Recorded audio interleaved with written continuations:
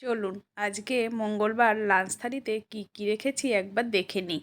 উচ্ছে ভাজা, শসার টুকরো, ভাত, সঙ্গে রেখেছি ইঁচড়, আলু, চিংড়ি মাছের তরকারি আর কাতলা মাছ। তো কাতলা মাছটা আমি রান্না করেছি একটু সর্ষে, পোস্ত, তিল, কাঁচা পাকা লঙ্কা, তার সঙ্গে একটু জিরে, আদা আর গুঁড়োও দিয়েছি, আর একটু লাল লঙ্কার গুঁড়ো দিয়েছি। দুর্দান্ত হয়েছে। হাজব্যান্ড আর মেয়ে খেয়েছে, জিজ্ঞাসা করেছি, ভালো হয়েছে। তো আমি লাস্টে খাচ্ছি। তো এই থালা সাজিয়ে খাওয়ার সৌভাগ্য সবসময় হয় না। আমরা মেয়ে মানুষ, আমরা তাড়াহুড়ো করে সব ধৌড়ে বাটোরে কাটোরে রাঁধরে করতে করতেই আমাদের সময় চলে যায়। তখন এত খিদে পেয়ে যায়, স্নান পুজো করে এসে মনে হয় তাড়াতাড়ি তরকারি গামলাতেই একটু খেয়ে নিই। তো এরকম এই ফেসবুকের চক্রে ভালোই একটু সাজিয়ে গুছিয়ে খাচ্ছি, বেশ ভালোই লাগছে। তো রান্নাগুলোও খুব সুন্দর হয়েছে।